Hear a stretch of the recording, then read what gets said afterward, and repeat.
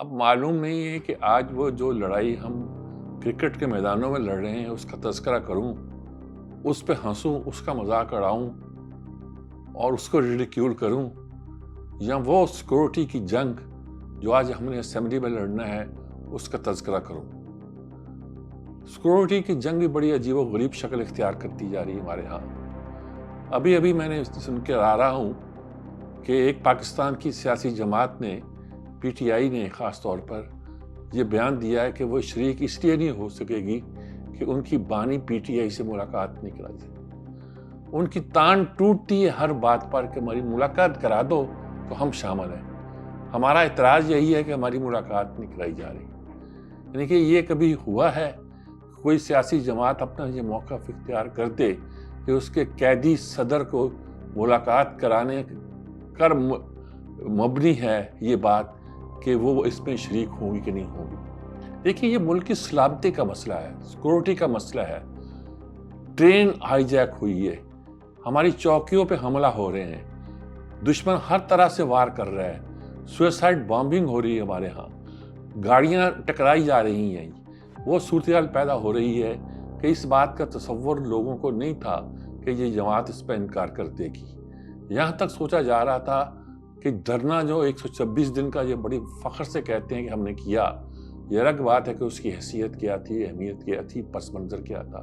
لیکن جس پر ذکر کرتے ہیں وہ بھی انہوں نے یہ کہہ کر اس بہانے کے ساتھ ختم کر دیا تھا کہ چونکہ ایک آرمی پبلک اسکول پہ حملہ ہوا ہے، اب مناسب معلوم نہیں ہوتا کہ ہم بات کو کچھ زیادہ آگے بڑھائیں۔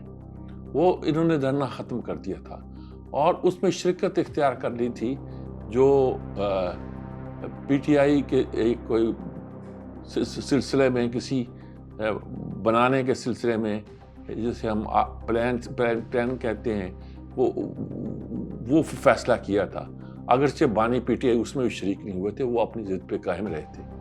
اب ان کا شامل ہونے کا سوال ہی پیدا نہیں ہوتا تھا، وہ جیل میں تھے، وہ قید میں تھے۔ وہ اس کو بہانہ بنا سکتے تھے کہ ہماری پارٹی شریک ہوگی۔ ملک کی سلامتی کے بارے میں جو تاثر پیدا ہو رہا ہے کہ یہاں جو خرابیاں پیدا ہو رہی ہیں اس کے پیچھے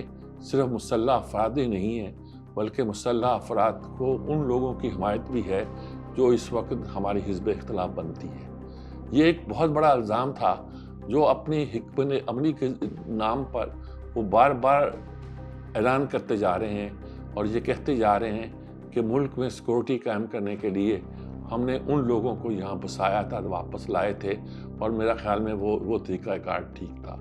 جس چیز کو مسلمہ طور پر یہ مانا جا رہا ہے کہ یہ درست نہیں ہے، یہ اس پہ اصرار کر رہے ہیں کہ درست ہے کہ نہیں ہے، ہمارے بانی کو چھوڑو پھر ہم دیکھیں گے بات کریں کہ نہیں کریں۔ میرے خیال میں ملک کے معاملے کے بارے میں یہ حکومت کی حکمت عملی سے متفق ہوتے ہیں یا نہیں ہوتے یہ اہم نہیں ہے، اصل بات یہ رویہ اہم ہے کہ وہ کہتے ہیں کہ ہم سیکورٹی کے مسئلے پر بات ہی پھر کریں گے جب آپ ہمارے بانی چیئرمین کو رہا کریں گے۔ میرے خیال میں ملک کے معاملے میں ہمیں سیریس ہونا چاہیے۔ ہماری معیشت کے بارے میں مذاق کرتے ہیں، یہ ہماری سلامتی کے بارے میں مذاق کرتے ہیں، یہ کہتے ہیں کہ ہماری سیاست جب تک سٹیبل نہیں ہوتی بات آگے نہیں بڑھتی، اور سیاست سٹیبل ہونے کا مطلب ان کا یہ ہے کہ ہمیں چھوڑو، ہمیں وہ بلکہ اقتدار واپس دو، اور اس کے بعد سیاست میں سٹیبلٹی آئے گی، پھر یہاں معیشت بھی چلے گی، پھر یہاں سلامتی بھی آ جائے گی۔ یہ ہوگا نہیں، دنیا مان نہیں رہی۔ ہو سکتا ہے آپ کے ساتھ زیادتی ہوئی الیکشن میں، لیکن لازمی بات ہے کہ اگر آپ کو حصہ لینا ہے پارلیمانی سیاست میں تو اس طرح حصہ لے اس طرح ایک جمہوری نظام میں حصہ لیا جاتا ہے،